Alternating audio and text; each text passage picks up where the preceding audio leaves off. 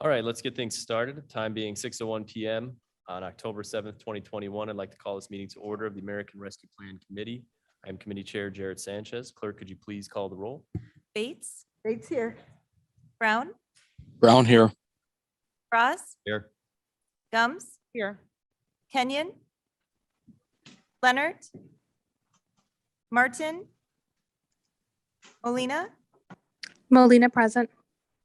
Strothman, Strathman here. Tepe, That'd be here. and Sanchez. Here. Okay, as this is a different kind of committee meeting for the sole purpose of being a listening session so that we, the county board, via the American Rescue Plan Committee, can listen to the various organizations in Kane County that work in the fields of homelessness and food pantry work. So those are my comments. We're just gonna, like Tuesday night, many of you were here.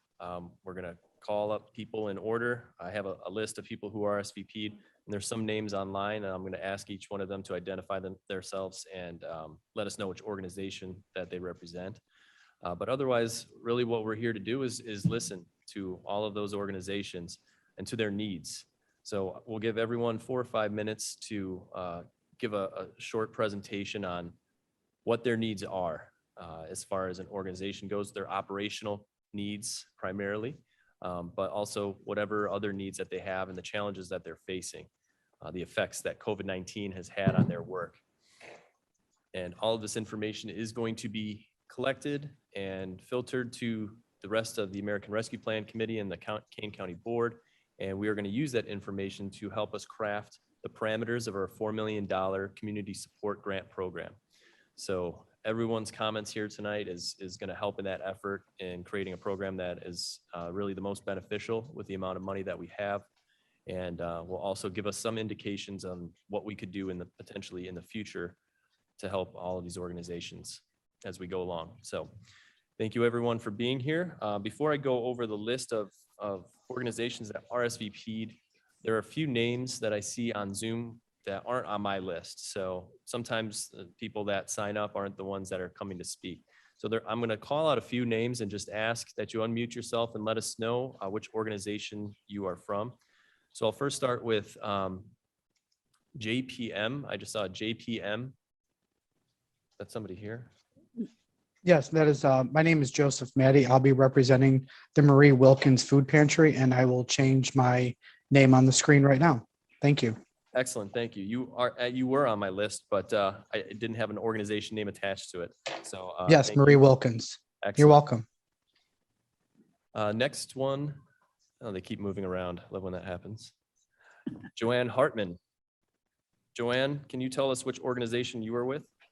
I'm with the Elgin Cooperative Ministry, and we support the 5 or 6 food pantries, the 7 soup kettles, and a variety of breakfasts that are served 7 days a week here in Elgin.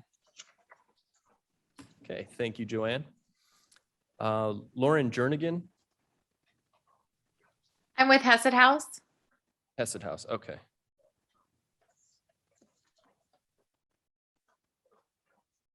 And then let's see, Neil McMenamin. You got that last name really well there. I'm with Hesed House. Hesed House, okay. And then we have Pia Leipert. Pia Leipert, can you tell us which organization you're with? Yeah, I'm with Hesed Elgin. He's unmuted, but silent still.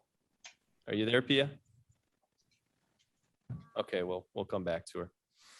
All right, that's everyone that I see on Zoom who I didn't recognize. So I'll just go down the list of organizations that I have received RSVPs from. And if you don't hear your organization listed, just let me know. And if you're in attendance and you don't hear the organization, just raise your hand and let us know who you're with.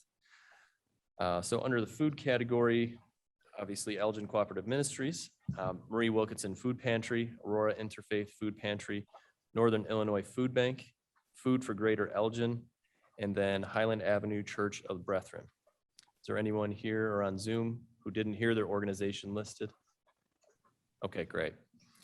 Now for the homeless organizations. Oh, somebody speak up.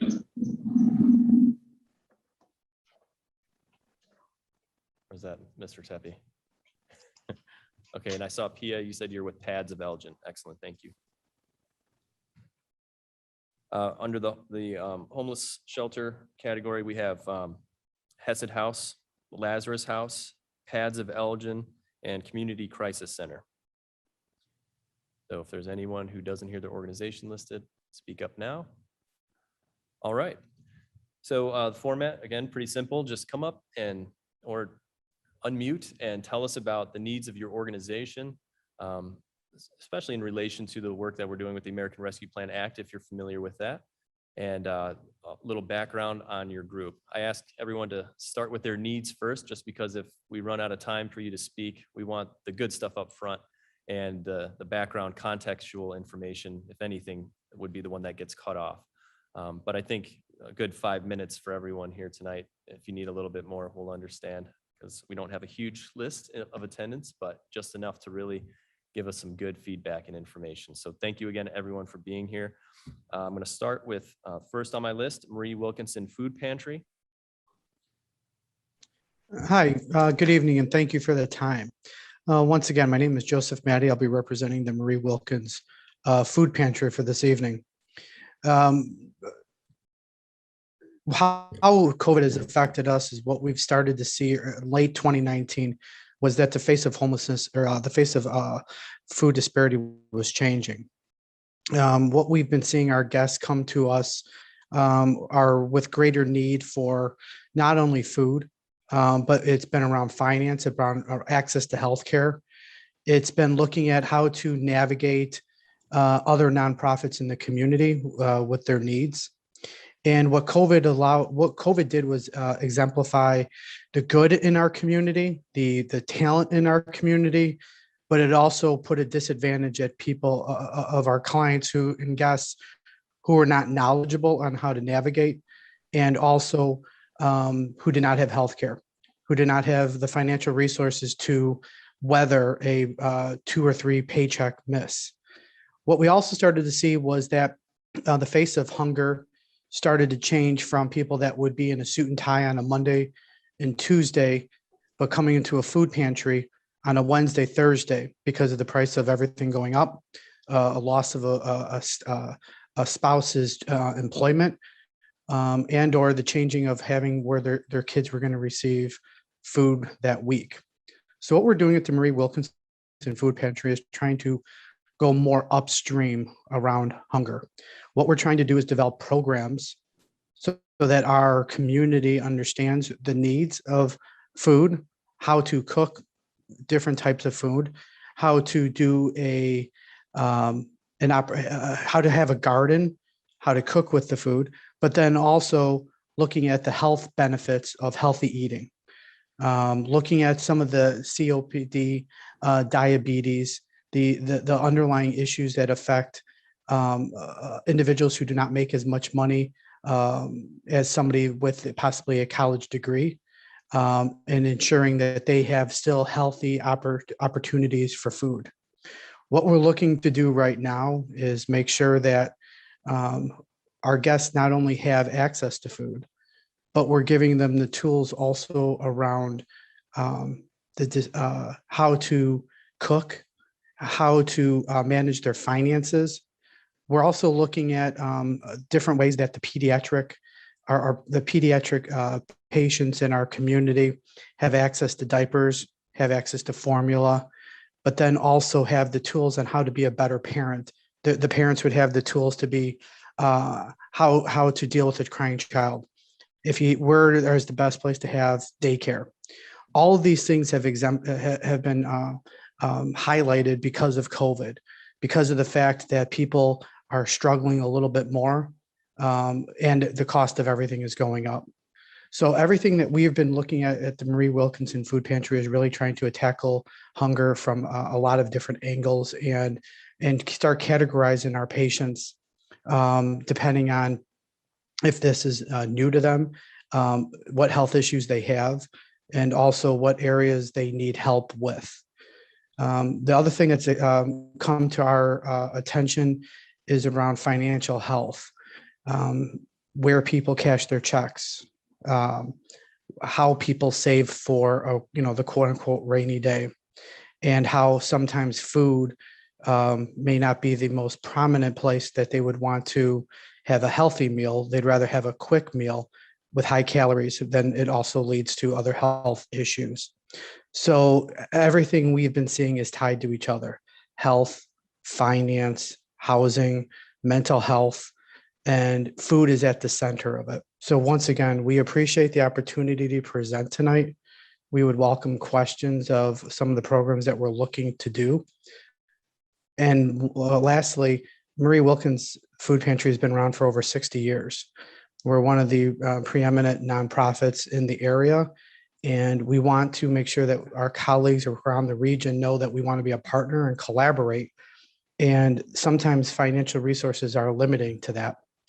So what we've been also looking to do is to try to grow our community philanthropy, corporate philanthropy, and also try to work with state and local government entities so that we are able to blend how philanthropy is affecting or is going to be a positive for the community and the guests and clients that we serve.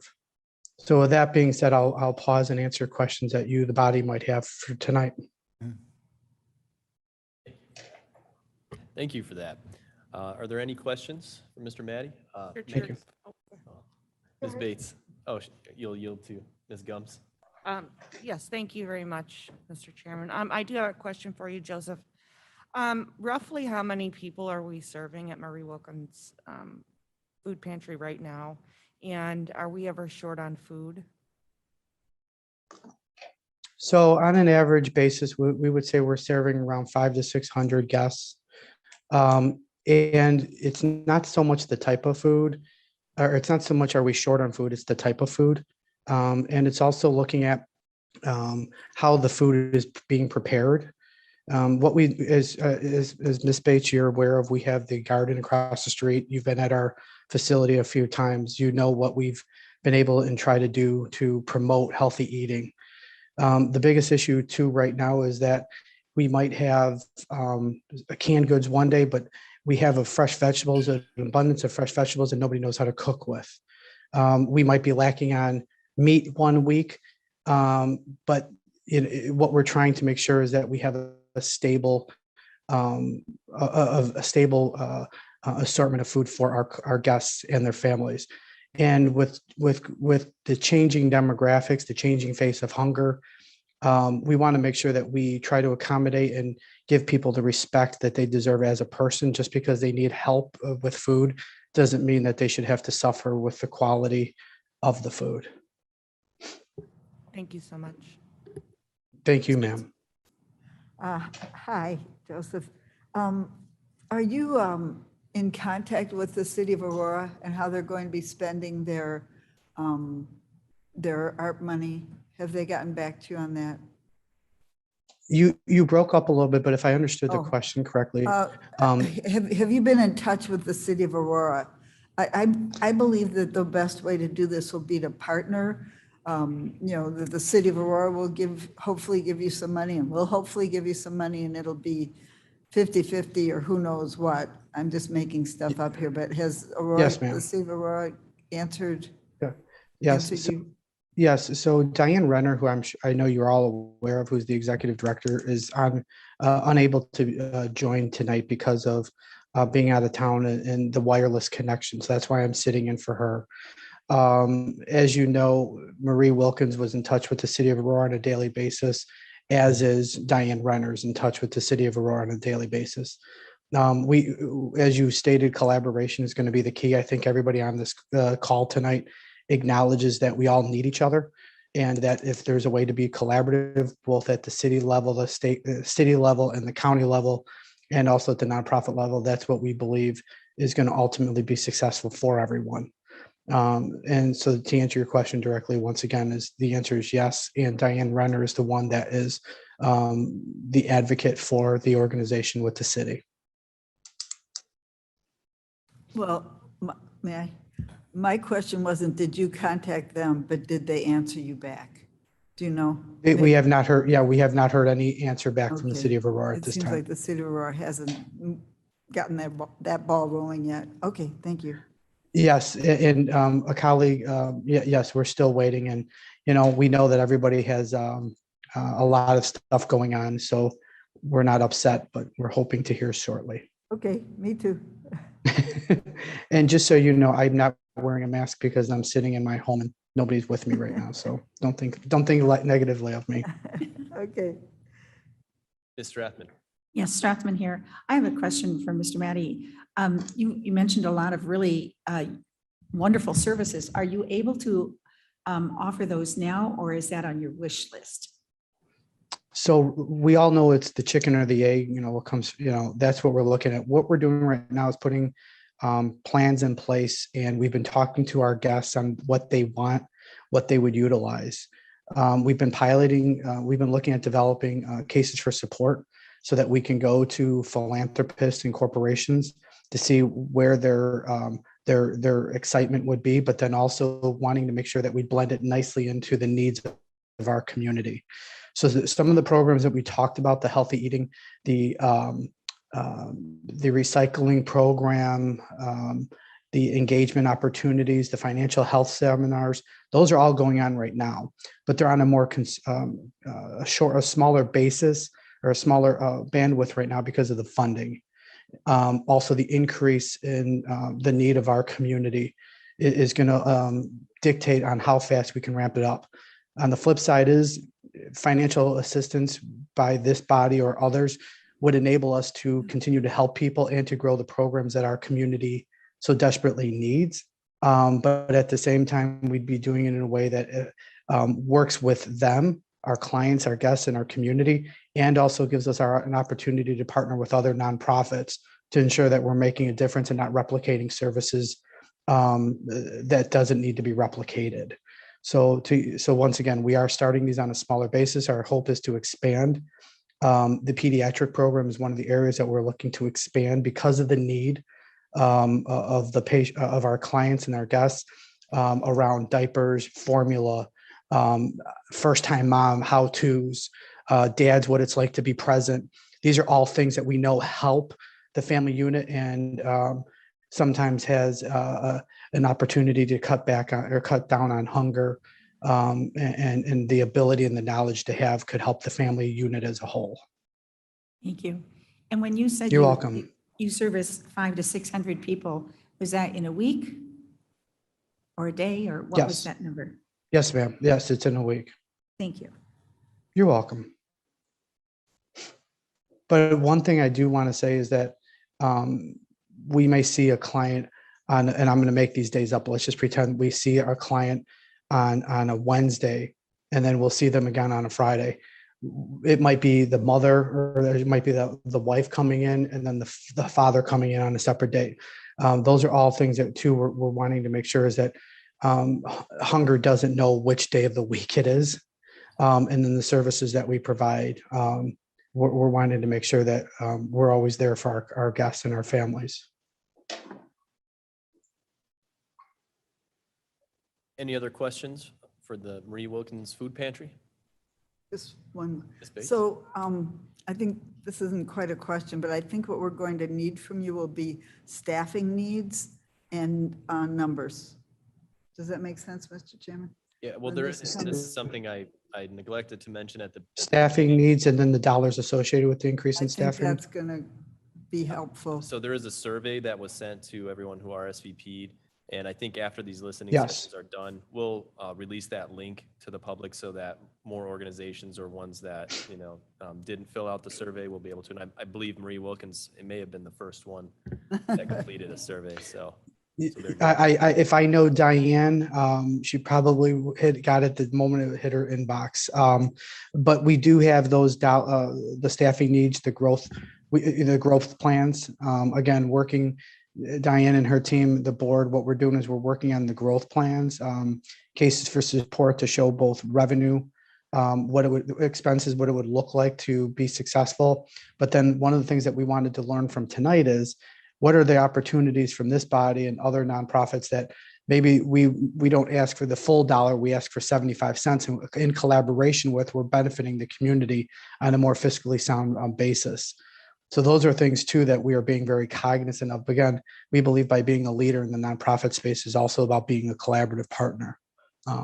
So. Okay, And good. before I go, again, we just want to say thank you for your time and the leadership this body is showing in setting up tonight. Diane, our board, and the founder, Marie Wilkins, it's about being a part of a community. And we just want to say thank you for this opportunity. You're Thank you for welcome. being Thank you here for with us coming. tonight. Thank you. Okay, so yes, again, to anyone who hasn't yet, do fill out the survey. Link should have been available to you in the email you received.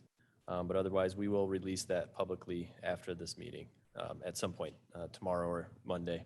We'll put something out so that everyone else can provide information for this body to help determine what to do. So the next one on my list, Aurora Interfaith Food Pantry.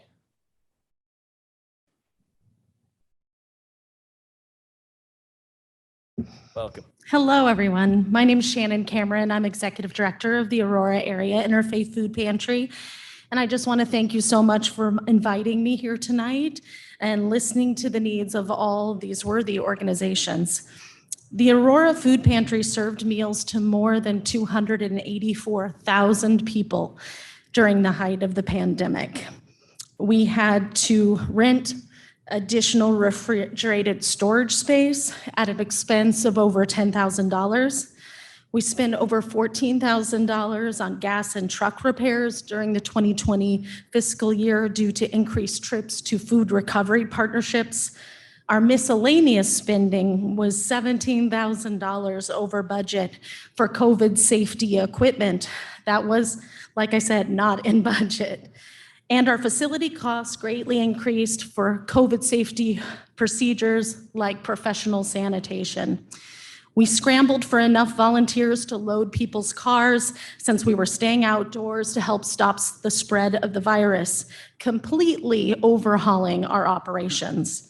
We pushed our staff to the point of exhaustion to meet the need, and we met 100% of the need of our community. We stretched our dollars to accommodate this unprecedented 400% increase in demand for our services. We created new programming, including pop-up pantries, delivering meal boxes to those who lack transportation to meet the large demand, all at the cost of our bottom line. We did this because that's what our community expects of us, and it was an honor to be there for the residents of Kane County in a time of great need. Thankfully, the many residents of Kane County were extremely generous to the pantry during this time. The increased visits were regularly covered by the news, and this publicity was a call to action to individuals to donate. However, now that the pandemic is finally beginning to dissipate, it is far more difficult to reach the private sector, to stay in front of them, and to remind them that the need for food assistance continues, especially in the light of skyrocketing food costs and the end to the eviction moratorium in Illinois. Donor fatigue has become a real issue as well.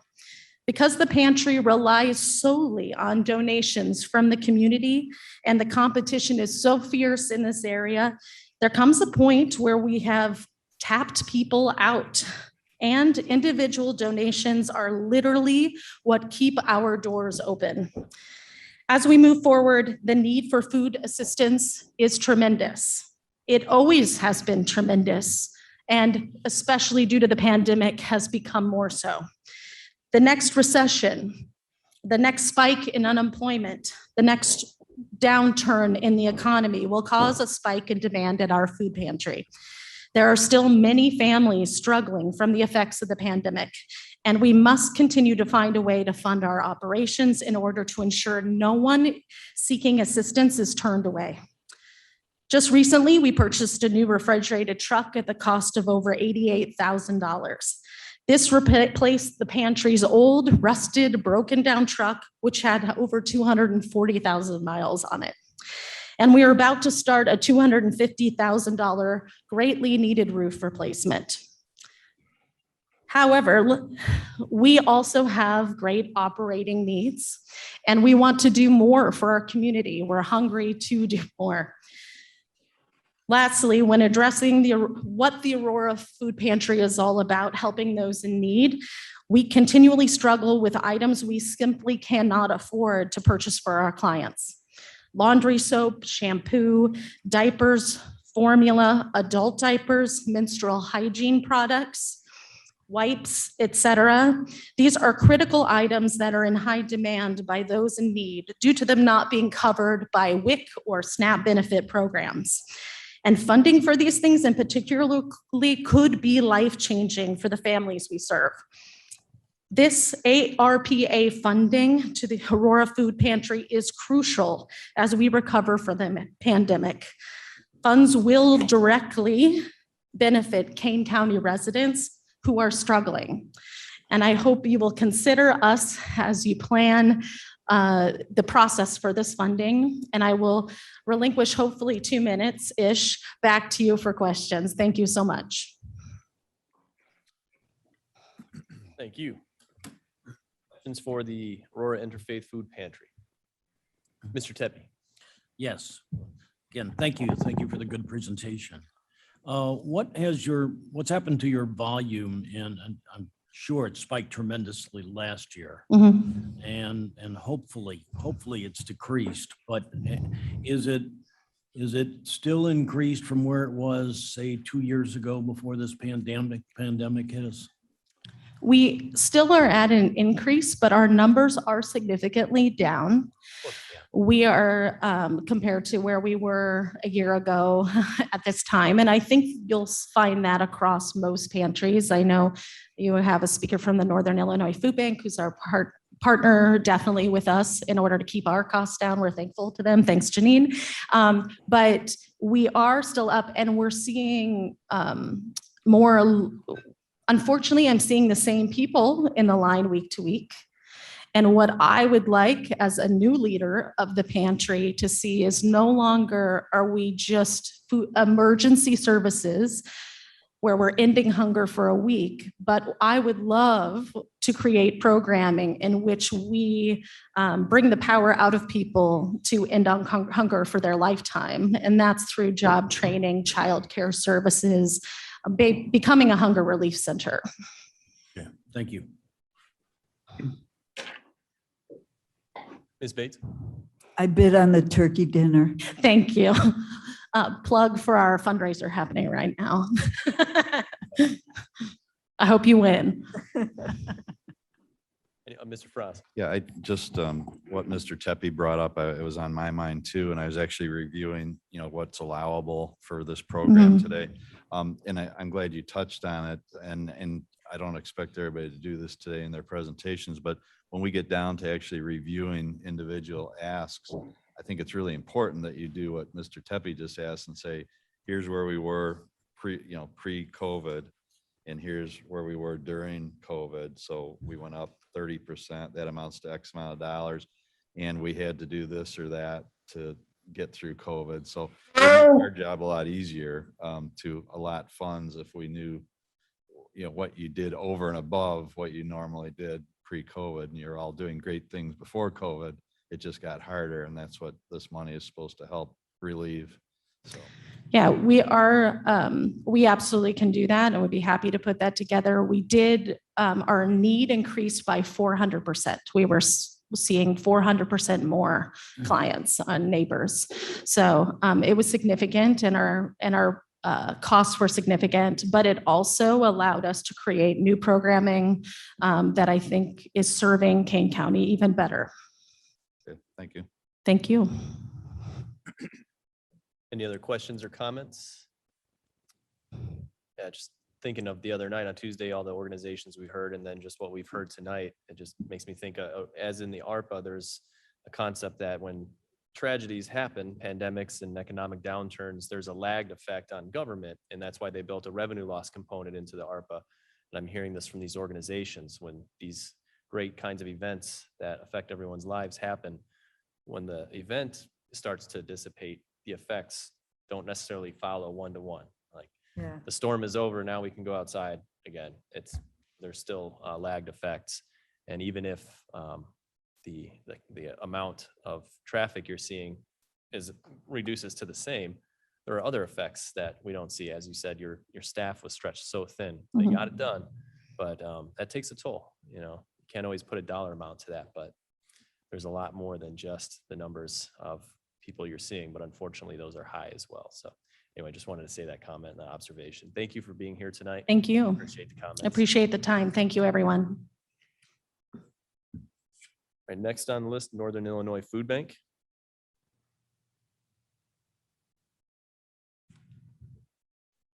How you doing? Hello, can you hear me? Yeah. Yes.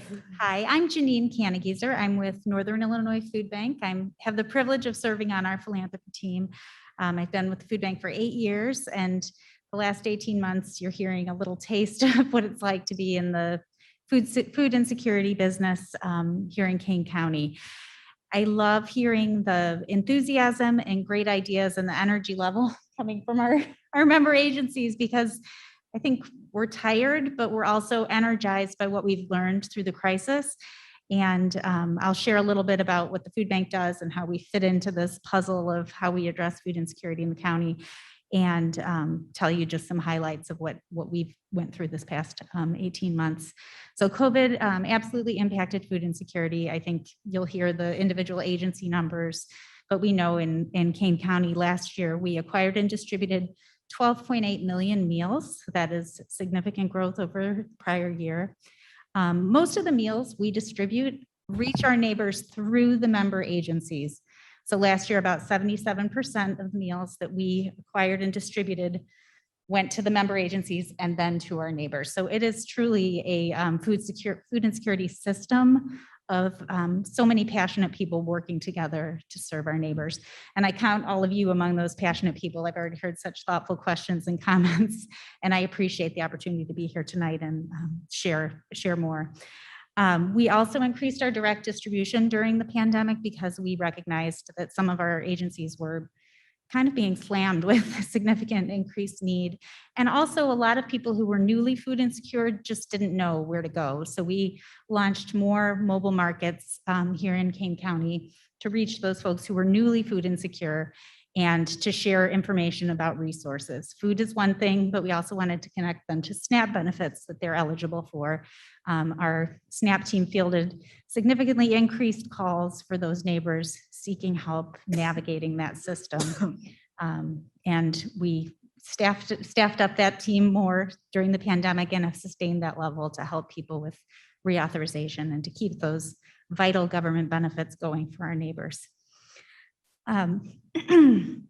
We have a new strategic plan, and within that strategic plan, our 2025 goal is really to reach 90% of our food insecure neighbors. We've been really successful at getting enough food to get that food out into all the communities we serve, and thanks to our member agencies, but we know that we need to be reaching the neighbors and making sure they are aware of the services available to them and that they feel welcomed and empowered when they visit the network members and our direct distribution programs. And all of these big ideas that you're hearing from our member agencies are in that same vein of making the experience better for those seeking assistance.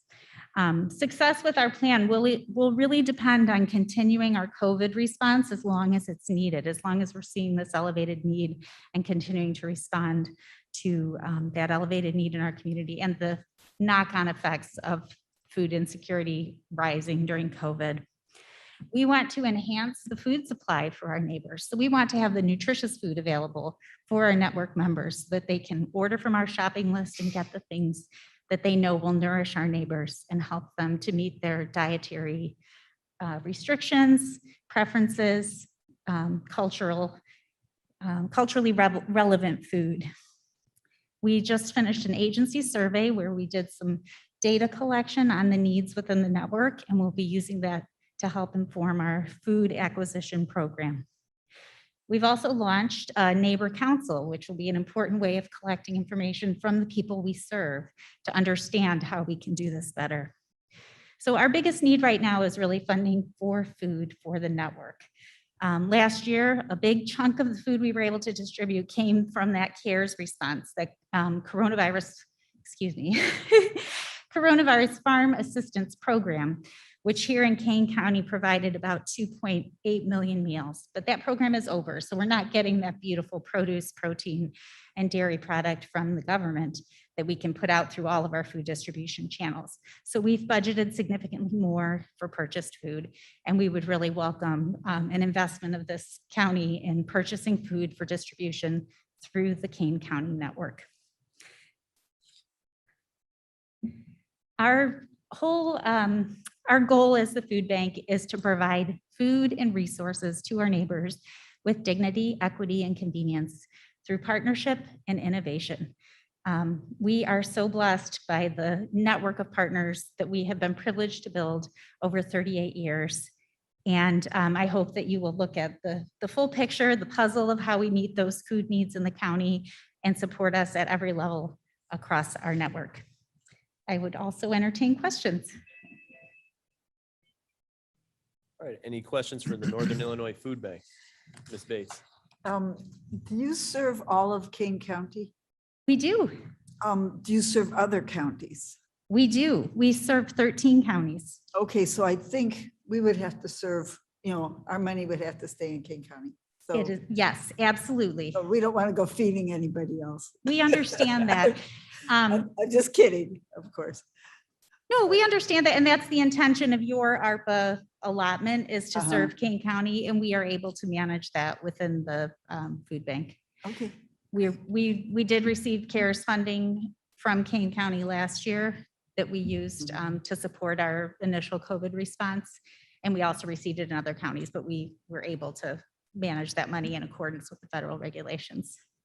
I think one of our priorities would be agencies that serve the entire county. And then you're serving the other, do you serve all of the food banks, Marie and Yes. Wilkinson and Aurora? Yeah, and I can leave with you our county fact sheet or email it to someone. I don't know what the best way to get you that information would be, with a list of the partnerships we have in the county. So we work with the food pantries, soup kitchens, and shelters. We also collaborate with the school districts to provide after-school meals, with park districts and youth centers during the summer to provide summer meals. And we have senior programs in the county. And you have a direct program? You said 70% is through the agencies, but 30% is a direct? Yeah, 30% is through those programs like the weekend backpack program for children, our after-school meals, and our mobile market distributions. We've been doing a twice monthly mobile market at Elgin Community College, excuse me. And then for many months, we did a monthly distribution in Phillips Park in Aurora. What about Wabansie? Did you ever? I think we did do a mobile market in Wabansie. And the mobile market program is one that we really expanded during COVID. We had a mobile market program before COVID that was very popular already within our service area, but we expanded the availability of those mobile markets. And they're meant to complement the agency network and provide another way for people to get food. I liked what someone said, hunger doesn't know what day it is. So, if you can get to the mobile market this week and next week go to the food pantry, fits around the neighbors' schedules. Thank you. Of course. Any other questions for the Northern Illinois Food Bank? All right, well, thank you very much for being here. Thank you so much. It was lovely to be with you. Thank you. Okay, next on the list. Food for Greater Elgin.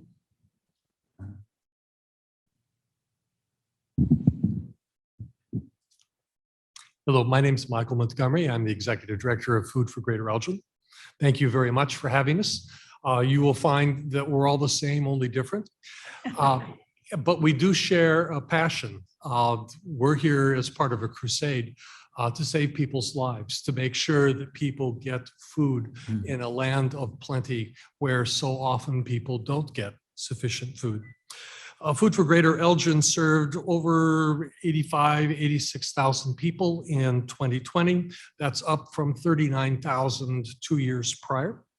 This year has been a wild year of ups and downs because $5,000 in stimulus checks that arrived in April had an immediate impact on many people. But this wild ride now puts us in August and September of this year, roughly right back where we were a year ago. The people who are hungry, the people who need food haven't gone away, and those needs are still present. Like everybody else, the cost of food has exploded. Before COVID, we spent $12,000 a year buying food. This year, we're budgeting $75,000 to buy 12,000 to food. 75?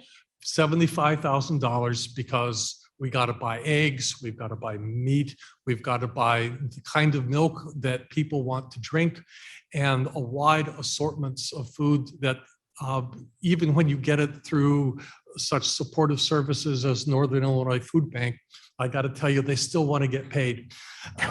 And there's just a lot more need. The realities of the food pantry business is that while we get a huge amount of food from Northern Illinois Food Bank, but most of our food comes by sending out a truck at 6 o'clock in the morning to go around to warehouses and grocery stores and picking up food that is called the Direct Connect program that's administered by Northern Illinois Food Bank. They organize it and then we go and get the food. But this is not so much purchasing food, it's having a truck, it's having a driver, it's having warehouse space to put it in, it's having refrigeration units and freezers so you can store it and use it effectively. You can't draw a neat line between program and capital in this because they intertwine so thoroughly. Funding from you, from ARPA, then hits us at a particular point in time with both tremendous opportunities and needs, because we don't see the need for food going away. But we're limited in space, we're limited in our vehicle, which burns through $6,000 to $14,000 a year in repairs. We'll get an announcement by another organization seated to my right on Saturday that they're giving us money to help buy a truck, but it won't be for the full cost of that. But we thank you very much.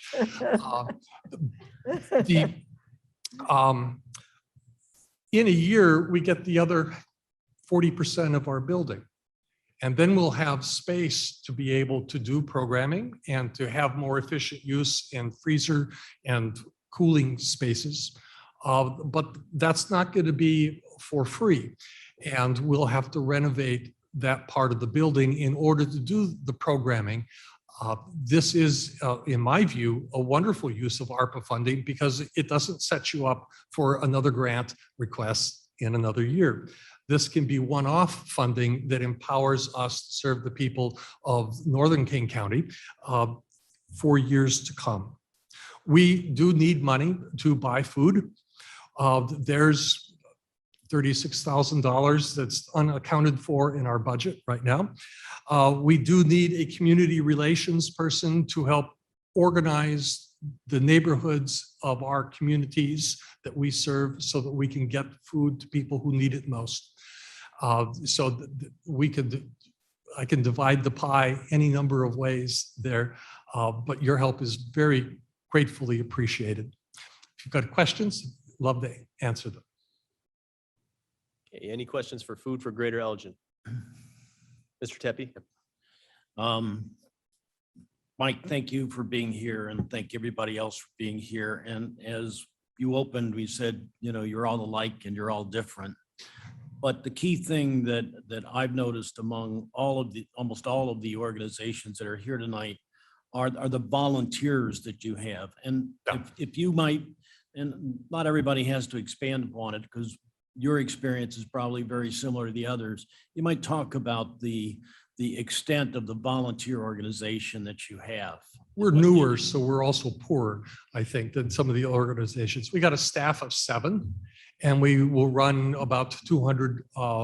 volunteers, 200 to 400 volunteers a month to make the place run. You learn you got to have a volunteer coordinator. to work the volunteers, but we also need someone who's going to run distributions and to reach out into the community, into the neighborhoods, and the tremendous variety of neighborhoods, from the Lao communities, the various Hispanic communities. I would guess 65 to 80% of the people that we serve are people of Hispanic or other ethnicities or races than whites. It's a huge need in our area that will be not necessarily the same anyplace else, because as you know, we are all unique and special in our own ways, but we're all trying to respond to those local considerations. It becomes a problem for us in expanding because we've not had the base of a large staff to be able to do things. We're just stretching the same people further and further, and we don't know how long that's going to last, but thank you. Thanks, Mike. Any other questions? Ms. Strathman? Yes, hi, Michael. We heard earlier tonight about donor fatigue. So are you witnessing volunteer fatigue? When COVID hit, we had the first big decision that needed to be made was, do we maintain ourselves as an open choice pantry where guests come in and shop? And we decided that that was part of our identity. It was part of what we understood being compassionate with, and therefore we would do that and not go to box distributions. So people came to us and got not a box, but a grocery cart full of food, which is why our food costs were so high. We flipped our volunteer base during that time. And now we're returning to the old normal. So it's a constant struggle for volunteers. I'm going to have to replace a volunteer coordinator this week because there is burnout attached with that. You find in an emergency, there's an immediate response of, I've got to do something. And that was last March and April. It was the golden age of fundraising for food pantries and getting volunteers. But May came soon enough, and that dried out. And so, yes, there is donor fatigue, there is volunteer fatigue, but the needs of the people are still very much there. Thank you. Any other questions for Food for Greater Elgin? Okay, thank you, Michael, for being here tonight with us. Thank you.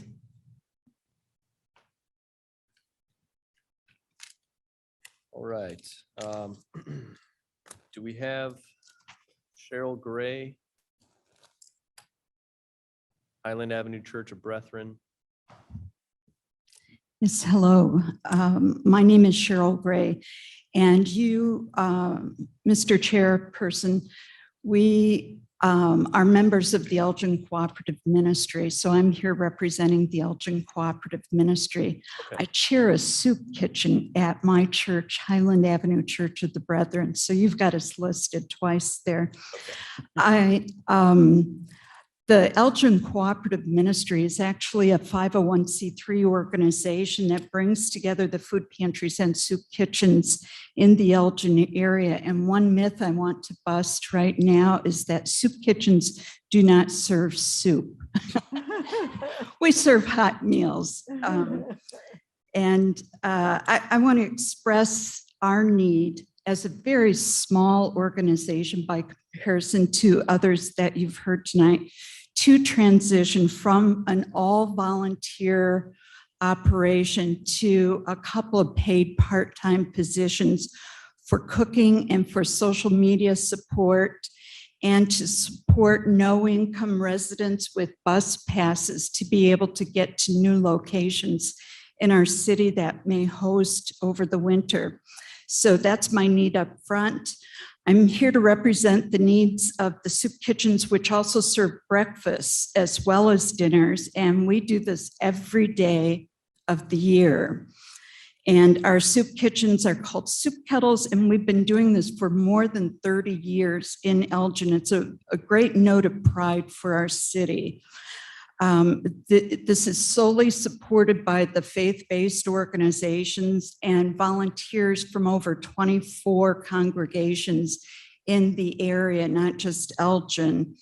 Half of our meal guests that attend either breakfast or dinner are chronically homeless, and the other half of guests are primarily recipients of government disability benefit programs.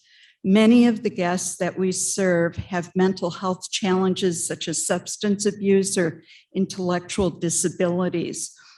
The soup kitchens have traditionally served as a place to engage in fellowship, receive warmth and acceptance, and find support and resources for the common hurdles that life brings. Prior to COVID, our volunteers made and served more than 50,000 meals a year. In 2020, we served just 38,000 meals because of isolation and people not being able to get out. We needed to pivot at that time to meet needs and ended up using trucks to bring boxes of food to certain locations to distribute to families. We distributed gallons of milk, 8 tons of milk specifically, at 13 school sites over the summer in U46, and opened a produce stand, which continues to operate now at my church. Currently, most of our soup kitchens, because of where the fellowship halls are located, which are the traditional basements in churches, are closed. So they're serving carryout meals to diners who now sit on curbs outside in all sorts of weather conditions in parking lots rather than at tables in warm church fellowship halls. My church is an exception. We happen to be very fortunate to have a design where our fellowship hall is on the first floor and ventilation can occur there. But elderly volunteers are rightfully concerned about serving meals in church basements to people who may be unvaccinated. So our most significant current challenge is recruiting and retaining volunteers. Churches were closed for most of 2020. Church participation since then has taken a nosedive. In my own soup kitchen, we lost half of our volunteers, most who were above the age of 60, and have needed to retool and change many practices to continue providing meals following COVID safety protocols. It's been a big challenge. Our remaining volunteers are working twice as hard and are exhausted. And as a point of personal privilege, today I started my day at 9 o'clock at the Northern Illinois Food Bank, picking up 500 pounds of food.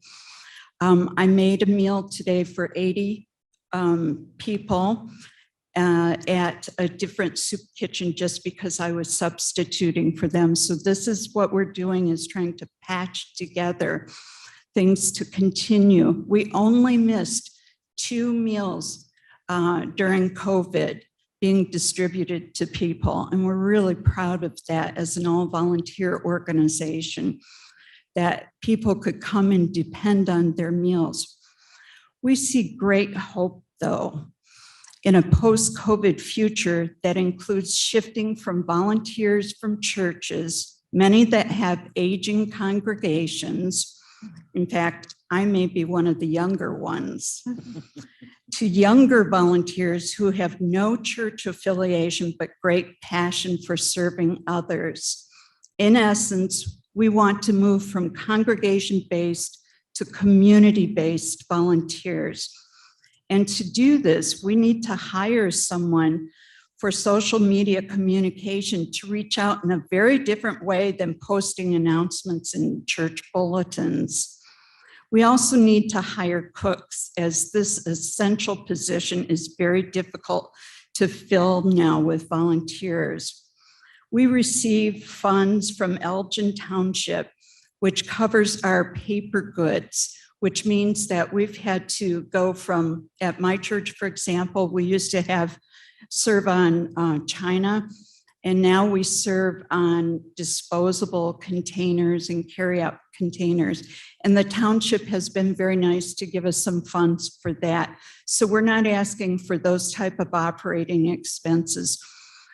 We're asking for some, we hope that we could be funded for something that would actually position us to transform our operations for the future so that we can continue to serve. Prior to COVID, meal costs at my soup kitchen cost 35 cents a meal. And now it costs $1 a meal, just primarily because of paper goods. So we're seeing a lot of changes at our church. We had shower curtains up between tables. People are isolated at individual tables now, but they still come and we greet them very warmly. Our tagline is hot meals and warm smiles. So we think we're essential to Elgin, and I appreciate the opportunity to tell our story as a small organization and describe our needs. Do you have any questions? Any questions for the Elgin Cooperative Ministries? I love the shower curtains. That's really clever to put those up and no, I don't have any other questions. Mr. Tepe? Thank you, Cheryl. I have to disclose that I've been one of the volunteers on several occasions, and I don't like the steps and having to deliver the food. Generally, we find some young kids to do that part, but it's really quite fulfilling to volunteer, and that really happens in Elgin. I mean, in Elgin, you can get 2 hot meals a day, and for a decent number of people, it's really needed. And kind of work that you and Joanne and all the people do there, it's just phenomenal. Yeah. Thanks. Yeah. Thank you. Ms. Bates? So I'm interested when you said that you want to move from congregations to community. Are you seeing that just surprised me, but I guess you're explaining that the churches are aging population. Absolutely. We had been aware of this concept. We did a strategic plan about 3 years ago, and the soup kettles decided that we really needed to change some of our operations. One thing we need to do is we need to centralize. We ask people to walk if they're walkers and they don't drive, and most of our folks don't drive. They're walking 9 miles a week to get meals. And so we're hoping that we can also centralize the location. But what COVID and the pandemic did for us was it accelerated the decline of our current infrastructure. Wow. That's Gums, I have one question. Ms. Gums, go ahead. You spoke briefly about the bus passes. Can you elaborate more on how that works? Yes, I'd love to. Because of this challenge of having people go to different church sites in Elgin, not everyone can get a hot meal each day due to transportation barriers. We think that if we could, for example, if we switch from those churches that just do carry out, and this is an example, not something that we're planning to do, and have those churches serve out of my church, for example, which can offer sit-down meals. Those individuals who are used to coming to a church a short distance away by walking would now need to take the bus.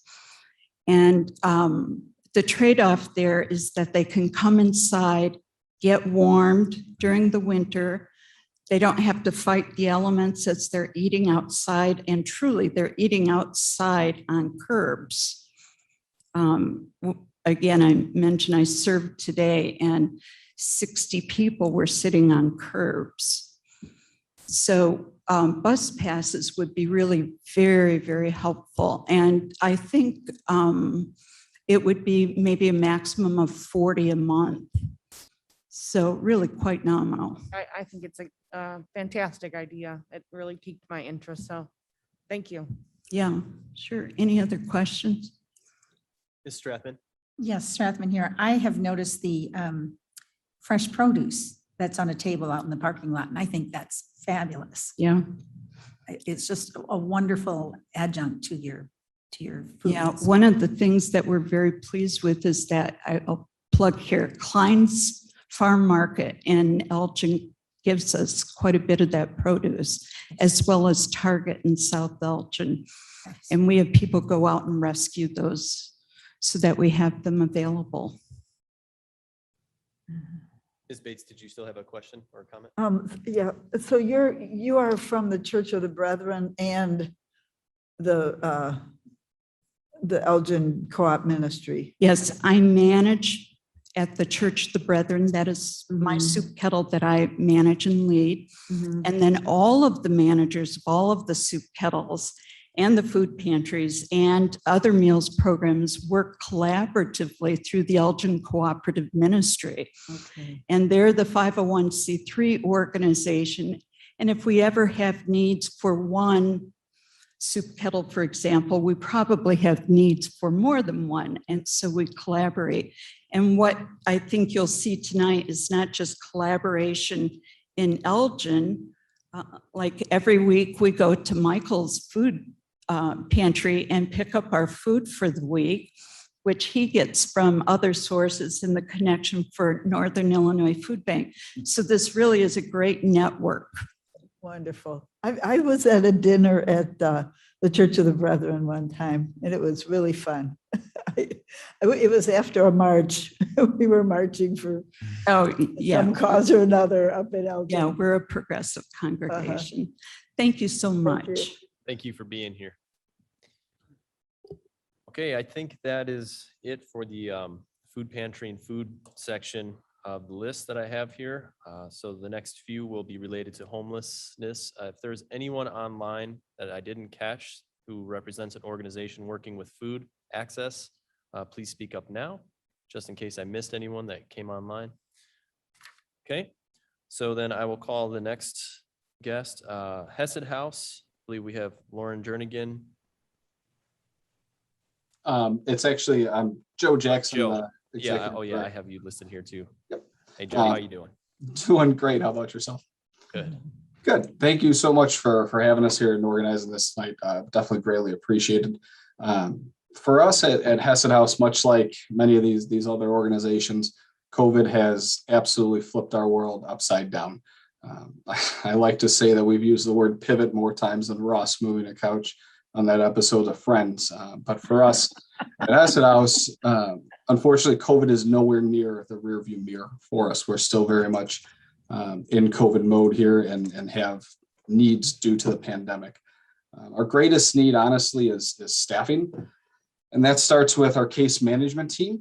Our case management team is beyond inundated with work related to programs like rapid rehousing, emergency rental assistance, homeless prevention, all things that are aimed at either getting people housed again very quickly and efficiently, or making sure that people out there who are on the brink of homelessness never have to experience that in the first place.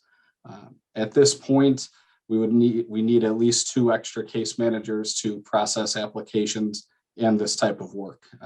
To give you an idea of where we're at, right now we have over 300 individuals and families in the queue for emergency rental assistance. And that's a new program that addresses the eviction moratorium, which just ended. In that program, just over the last 12 months, just to let you know where we're at with that and what we've been doing, there's been over 1,000 instances where we've been able to help individuals and families with avoiding evictions. In the past, this has been typically 300-ish on an annual basis. We've also helped over 200 individuals and families directly in obtaining housing over the last 12 months. So that's the case management side of things, but we also have a shelter here at Hesed House. It's what we're actually most known for, and it is a low threshold shelter. And low threshold shelters come with many challenges, but those challenges honestly are they're further exacerbated with a global pandemic. Can I ask you what that means? What do you mean low shelter? What'd you say? Low threshold shelter. So basically, honestly, as long as you are not a registered sex offender, you have the opportunity to stay with us at Hesed House. And the only reason that barrier is in place is because we have a family shelter on site with children. But otherwise, we are very much open, and our goal is to meet people where they're at, and work with them on their barriers of homelessness to get them housed as quickly and efficiently as possible. So did that answer the question? Yes, thanks. Okay, perfect. Thank you. Well, due to COVID and are wanting to make sure that we could still serve all of those in need safely with social distancing and all of the guidelines that have come from IDPH and the Kane County Health Department and the CDC, we're now running 3 shelter spaces instead of our traditional 2. So our adult shelter space has been split into 2 areas. And this really wouldn't be a problem, but we typically rely on over 8,000 amazing, passionate individual volunteers on an annual basis. And throughout COVID, we have been unable to have volunteers in our programs at all. So we've had to increase staffing significantly. We have the largest staff in the history of Hesed House right now by over 30%. And we still have 5 shelter staff roles open. Because those roles are open and because we don't have volunteers, our staff is spread very thin. We're paying a lot of overtime. Overtime costs, if those spots go unfilled, are projected to be well over $100,000 for this fiscal year. We could also use money for sign-on bonuses or temporary hazard pay to make those open roles more attractive. And honestly, it would be very nice if we could reward our current staff with hazard pay or other incentives to have them stay at Hesed House, prevent burnout. To give you an idea of how dedicated our staff has been, we've had a number of staff, including roughly half of them, move into hotels and some even into the shelters early on in the pandemic to help quell an outbreak. They left their families at home and moved in for well over a month, some for over 60 days, because they know that our guests need services. They know that our guests need help. The next need I would say that we have is honestly social distancing this winter. So we can social distance at night with sleeping very well, but during the day it is difficult, and that only will get more precarious as temperatures continue to drop and more people stay on site and indoors here at Hesed House throughout the day. To make this work, last year we rented a 10,000 square foot outdoor heated tent that pumped in fresh heated air constantly to allow daytime program social distancing and to make sure that our guests didn't have to be out in the cold during the day. The cost of this was about $400,000 when you add in all of the additional heaters and fuel and a couple site repairs to that tent.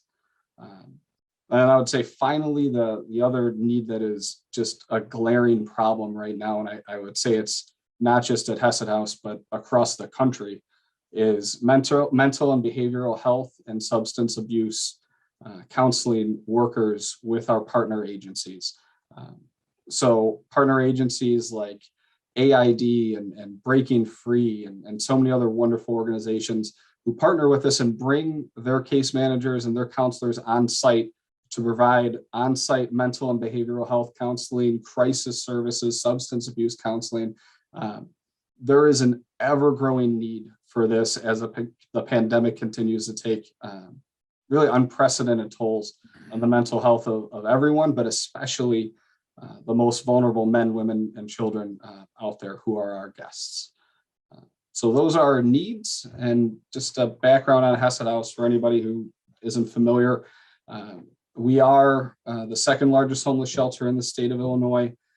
But we like to say that we consider ourselves to be so much more than just a shelter. So on site, we have a comprehensive resource center that has everything a person would need to get back on his or her feet again, including job training. There's a fully staffed medical clinic through Aunt Martha's on site, substance abuse counseling through places like Breaking Free, mental and behavioral health counseling, legal clinic, parenting classes, parent, child, and family counseling, tutoring, financial counseling, financial literacy services, senior services, veteran services. We have a clothes closet, all those different things that our guests might need to help them get back up on their feet.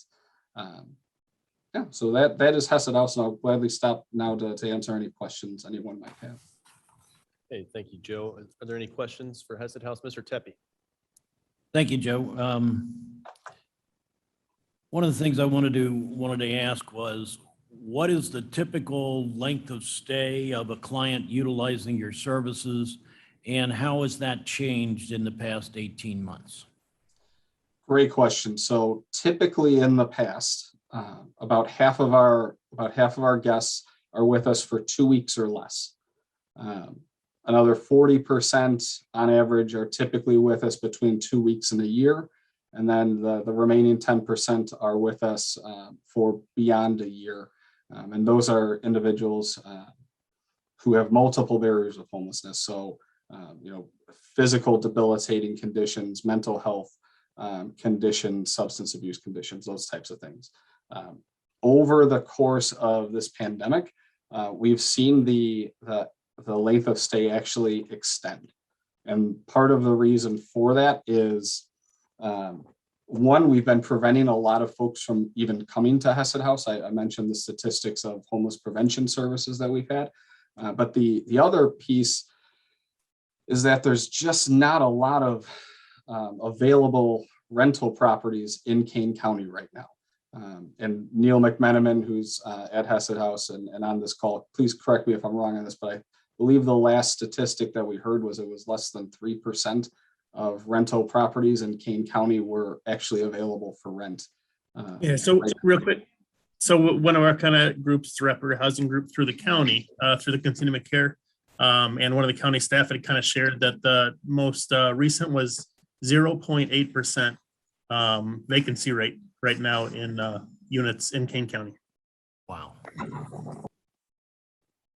And so, I mean, long-term thinking, certainly affordable housing and rental housing is something that would certainly be a need, but that's been a primary driver of what we're experiencing at Hesed House right now.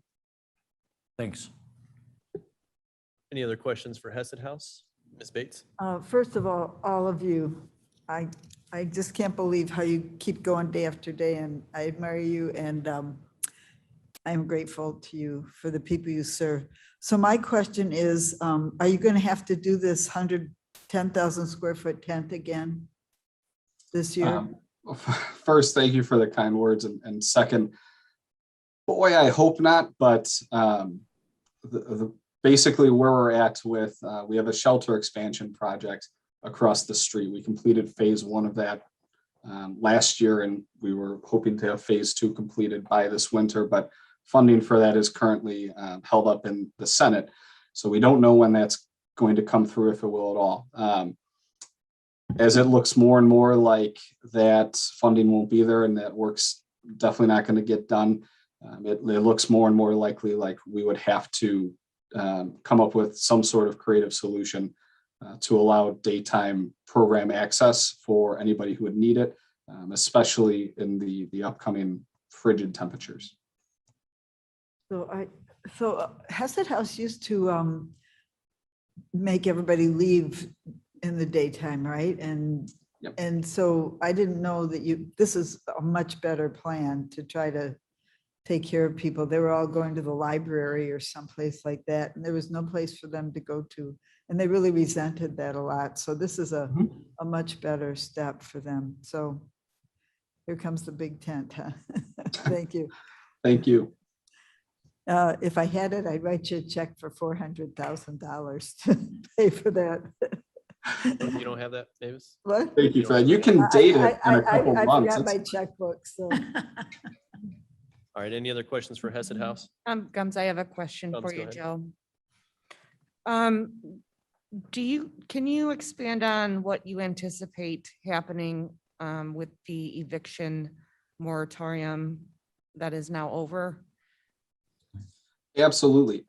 So with that, just over the last couple of weeks, we've had over 300 people come to, or 300 households come to us facing eviction. Over this last week, it was really the vast majority of those people. So unfortunately, I do not see that number going down or leveling off anytime soon. If anything, I see there being a sharp increase. Now, there's a lot of help that is out there. There's a lot of organizations that are out there and partnering across the state with similar emergency rental assistance programs. The county is going to have county representatives in eviction courts, which will be great to be able to hopefully head some of those situations off right then and there. But we're going to see an increase, and it's, in my opinion, going to be a rather sharp increase as those evictions start to go through. There's a situation in the local community right now where that just this past week, we found out that there's going to be about 37 people who are going to be displaced. And again, that's just kind of the tip of the iceberg. So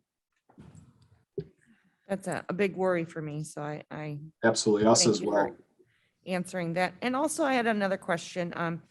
There was recently a bill signed into law from our governor for menstrual products that will be offered to our homeless shelters, some of our community colleges and our universities. So hopefully you guys are on board with getting that. It doesn't take effect, I think, until January 1st, but hopefully that can offset some expenses there as well. Absolutely. That was the bill that Representative Barbara Hernandez sponsored, correct? That's correct, yes. And then hopefully we'll get it to include SNAP and WIC, but this is a completely separate bill. But yes, that's what I'm speaking of. Absolutely. Yeah, that is fantastic. Thank you. Ms. Bates. So Kane County received $15 million a while ago, 6 months ago, 4 months ago, for rental assistance to help people not get evicted. Are you helping people find that money? Yes, we are. So that's that emergency rental assistance program. Through IDA? Yeah, yep. So we have that in full swing here. But again, our case managers are inundated, and we could certainly use more staff to help process those. Okay. And assistance. And they might not be able to find a place to live anyway. Although if they're already there, we can help prevent the eviction. Exactly. I say all the time, typically we're here for the worst day of somebody's life when they become homeless. And the best way to end homelessness is to make sure it doesn't happen in the first place. So that's our goal with that program. But we definitely need some help there. Thank you. Okay, thank you for being here with us tonight. Appreciate it. Next up, Lazarus House. We have Julie Purcell on the line. I am here. I'm just trying to get my camera going here. Let's see. There I am. Hello. There you were. I was. There I am. There I am. Hello. Well, going after Hesed House is a tough act to follow. Hesed is doing their obviously in a much larger metropolitan area than we are. So they're going to be, the volume they have in their shelter is going to be higher than what we're seeing. And a lot of what Joe shared with you is kind of the same things we're experiencing, obviously on a much smaller scale. We too are seeing our biggest issue right now is a staffing issue. We too have a lot of open positions, mostly in our operational staff positions, which are the people who are basically running the shelter. They're the ones who are preparing the meals, accepting the donations, working directly with the guests on a day-to-day basis.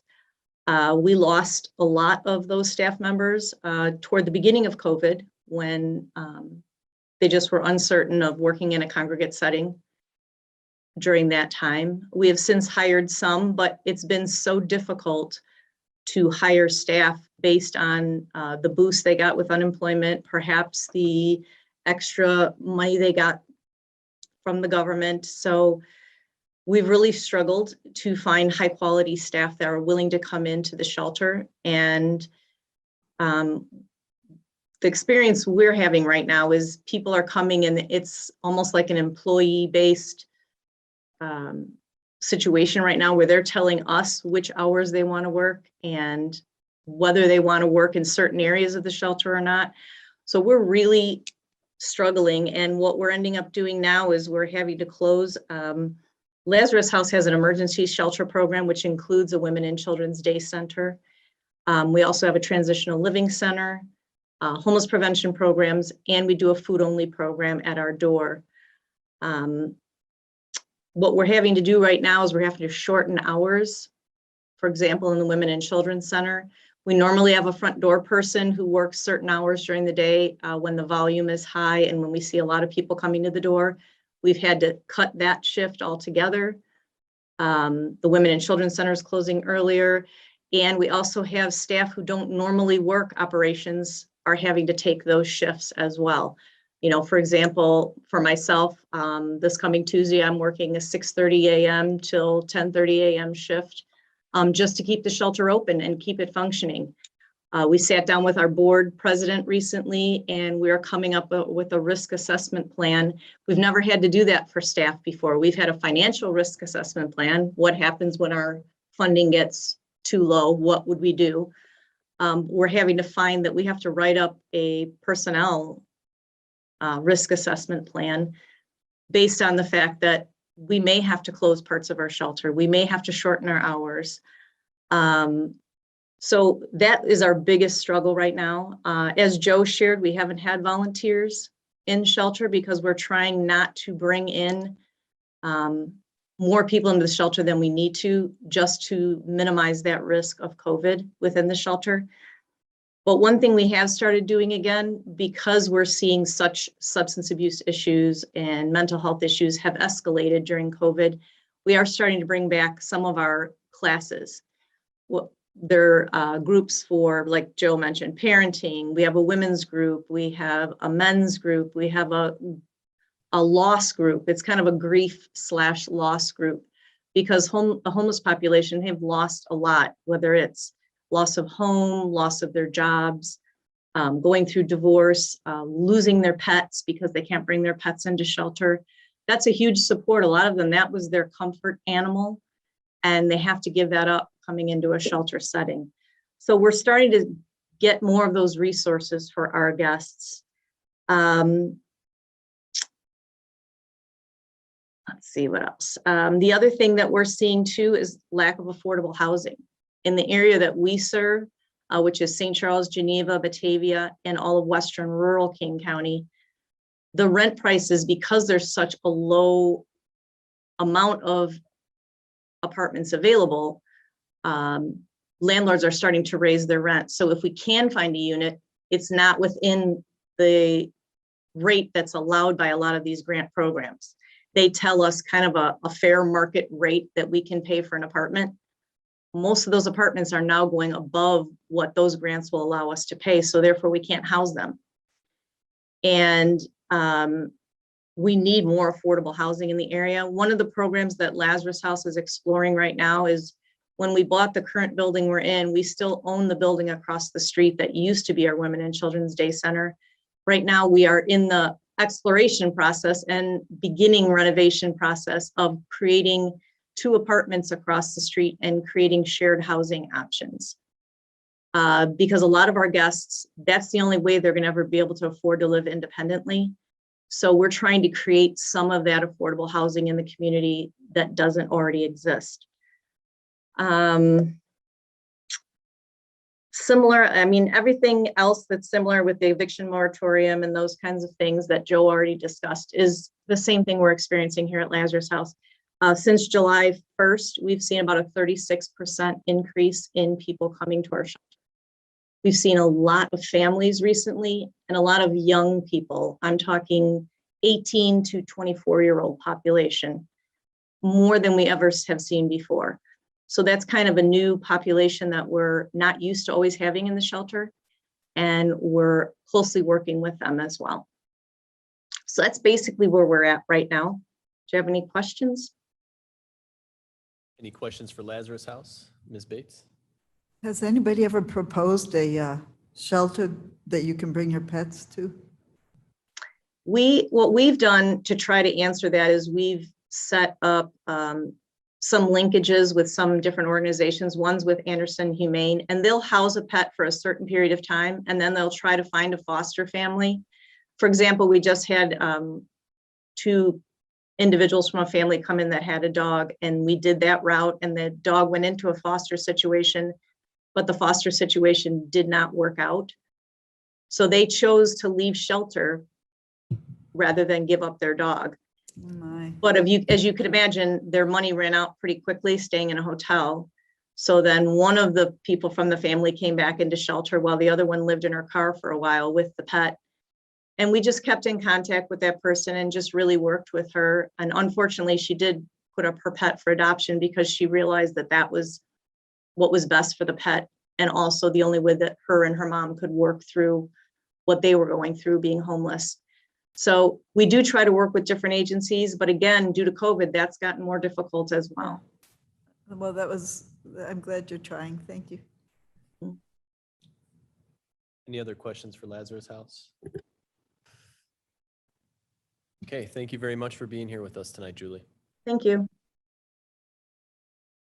Next up, Pads of Elgin. I know we have a couple members of that organization online. I don't know who's speaking, so I'll let you step up.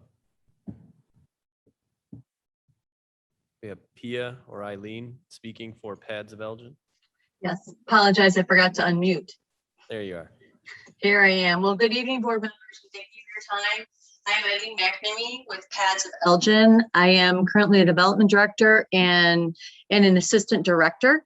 And I think that I have a lot to say, and I'm going to go through with my presentation, but it's not going to be much different than what everybody else who's struggling right now, especially within the homeless industry. But we service Northern King County cities and unincorporated areas. And during the pandemic, the homeless population were especially vulnerable to COVID.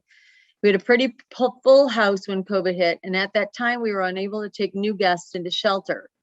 It's very frustrating to have somebody come to your door and you can't let them in because you have a 50 square foot radius that you can only house people in the current building that you have.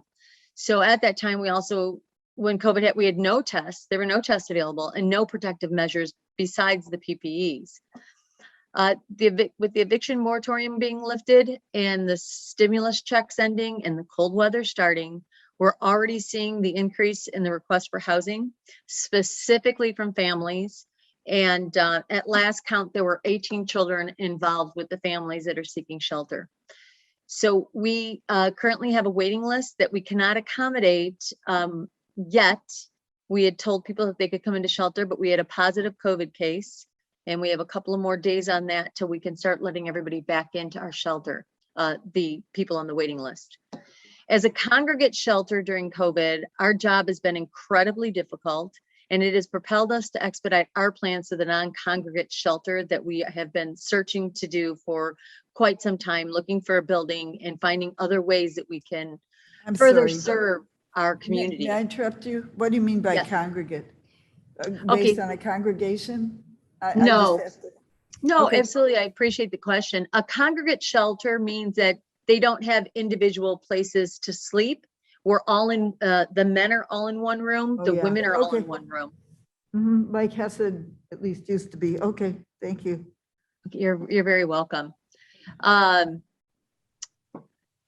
hands are tied when the major need of our guests is a home. There's no affordable housing and there's no housing that would be affordable. There's just no availability. So we're not just providing them shelter and food and case management services. We need a facility to further assist them. So keeping our staff safe and keeping our staff has also been difficult. Our staff has been the most valuable asset after a building. Our staff has been unbelievably dedicated and hardworking. They worked for more than they're paid 40 hours a week, and now it included weekends and nights, as everybody else is attested to. We need to offer our competitive wages to secure our consistent and qualified employees. We are vigilant in our housing and care of guests. which has kept our incidence of COVID outbreaks to a minimum. We've been able to isolate any cases that arise to make sure that no other guests are affected. But this is no small feat and has taken time and resources away from our dedicated staff from our mission. So more has to be done. And we are unsure when this will end, this whole pandemic, and if the next pandemic will arrive. So I'd like to repeat what Joe said regarding our, all of us had additional needs for mental and behavioral health. And Julie's comments about guests that lost their support system. We too had a guest who brought in a pet that of course we can't keep. And it was in foster care. And then they had an incident in foster care. And then again, Anderson Humane took the dog in for a short time, and they were so concerned that the dog may be adopted out because it was at Anderson Humane that they moved back to their car. I mean, that is their support system. So right now, our biggest need is our capital investments in our public facilities so we can meet the pandemic operational needs of the homeless community. And when we're still in our congregate living facilities, we are the most concentrated and at risk of spreading COVID. So all of us here, even if we're not in a hospital, everybody who's before you now, we are frontline workers in this fight on COVID.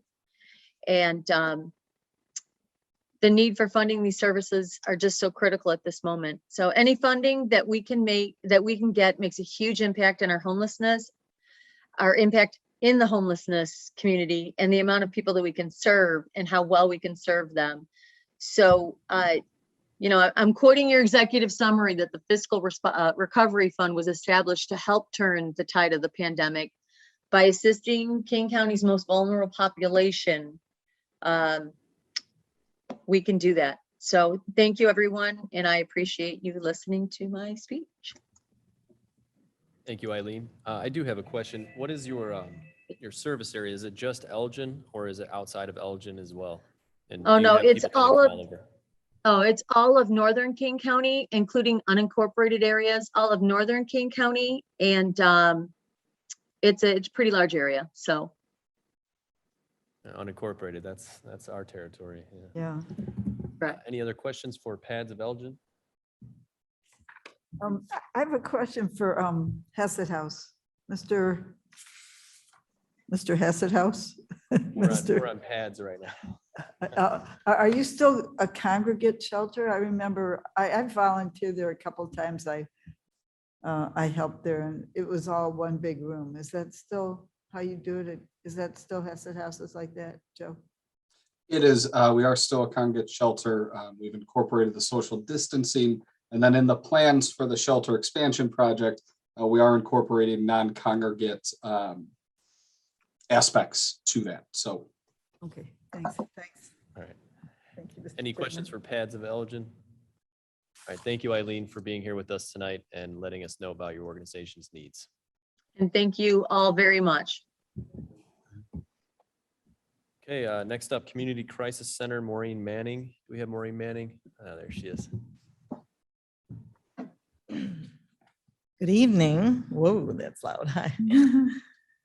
Okay, Community Crisis Center was formed in the spring of 1975 when a group of local Elgin women set out to find resources for a neighbor who became homeless with her 2 children. She had nowhere to go. There were no resources in Elgin, and so they formed a board and they obtained 501c3 status, and they secured funding from our Elgin Township and opened the shelter in July and a hotline. Within the first month, the first battered women showed up, and our domestic violence program was born.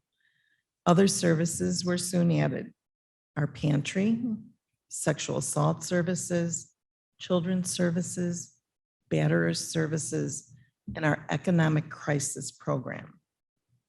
Over the last year and a half, like everyone else here and online, we've been profoundly affected by the COVID-19 pandemic.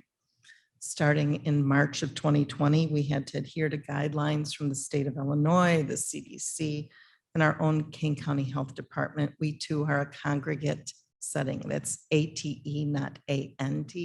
Congregate. We congregate together. we immediately had to reduce our capacity in the shelter, but we kept the shelter and the hotline open. We never closed.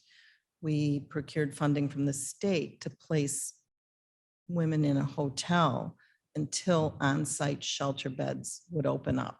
So the process began. Go to the hotel, wait for someone to leave shelter, move to shelter, put someone new in the hotel, and so forth. And we've been doing that for the last year and a half. Everyone who comes into the building has to be screened with COVID questions. We take their temperature. We continue to social distance. We're constantly sanitizing, and we strongly encourage vaccines.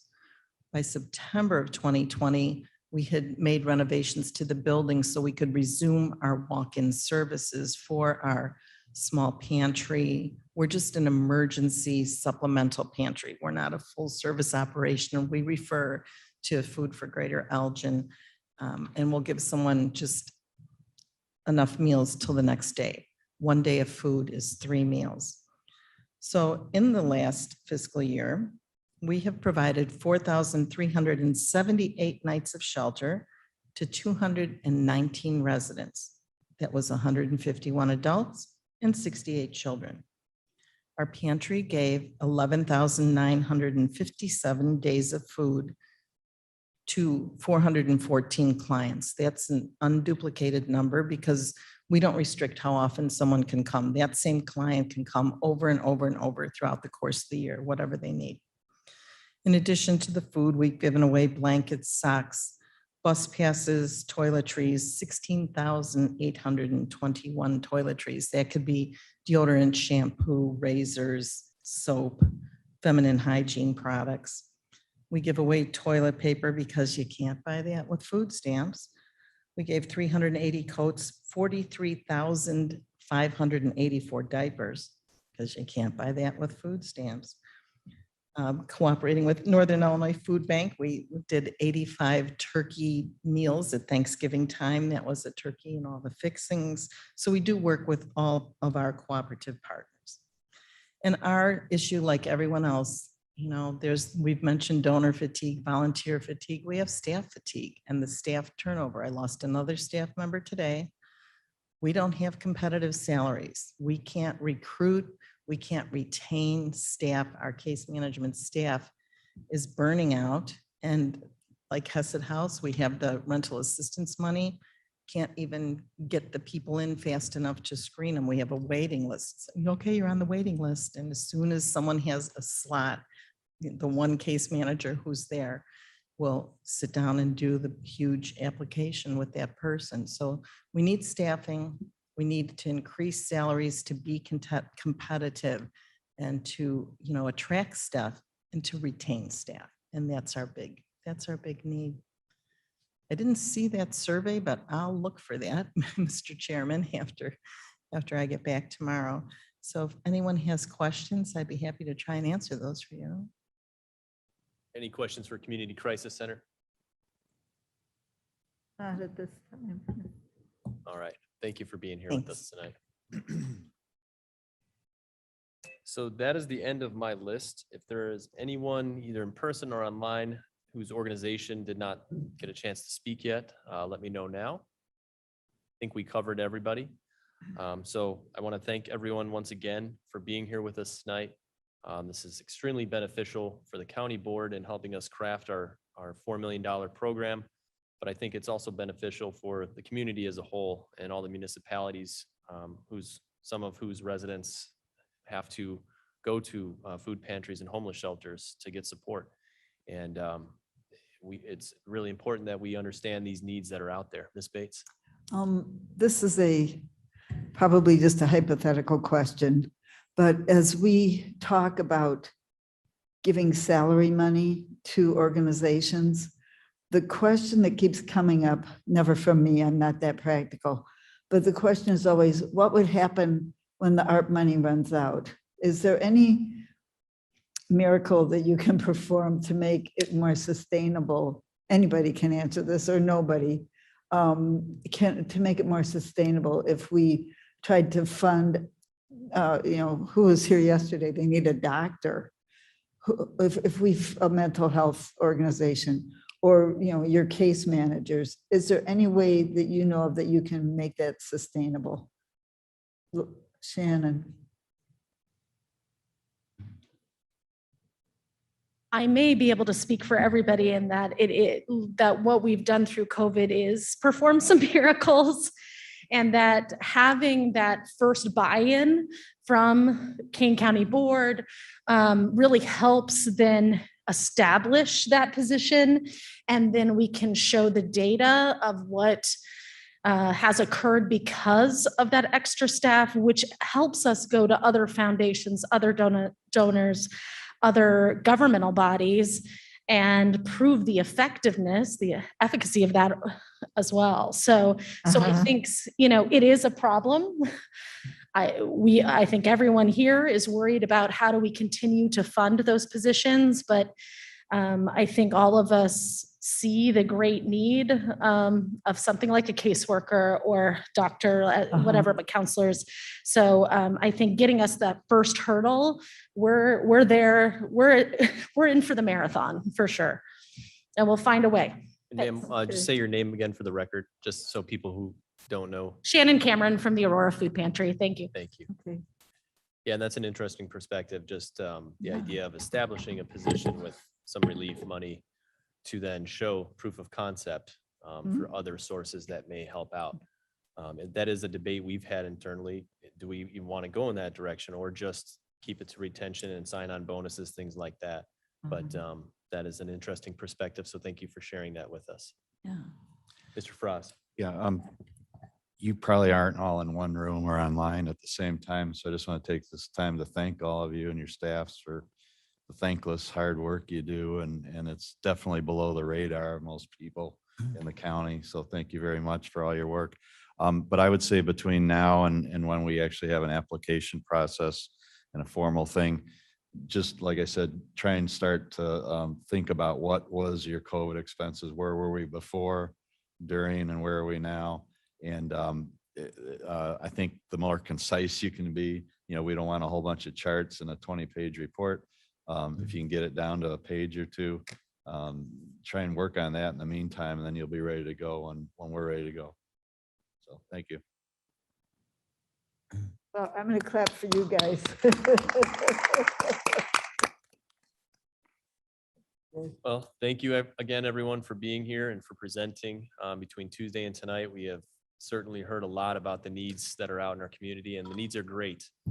So while this is a small $4 million pilot program, this will be very helpful in any kind of future planning that we have regarding these monies. And as I said before, the other municipalities whose residents also go to these organizations, they have a lot to consider as well as potential uses for their spending. And then going forward beyond this money, just knowing what kind of need is out there and trying to find any other way that we can help meet that need. So thank you for being here. We will send some type of, press release or something out with the link to the survey for other organizations who have not completed it, to just give us more information that will be helpful in our decision-making process. And the portal, can you talk about the portal a little Well, bit? the portal isn't open yet. I know. So once we get our program together, that's kind of our next steps, is bringing this information to the committee with some initial recommendations and letting the committee decide how they want to craft this program. And once that gets filtered through the county board, I believe we will then be in a position to open the portal. So hoping for sometime in early November, if all stars align, early to mid-November, we'll have a portal open with criteria for application. So stay tuned, and we'll definitely be letting everyone know once we get that put together. So thank you all for being here. I think next step now, public comments. I know we don't have anyone from the public who wishes to speak. So I'll ask for a motion and a second to adjourn. Motion. Bates moves. Come seconds. All those in favor say aye. Aye. We are adjourned.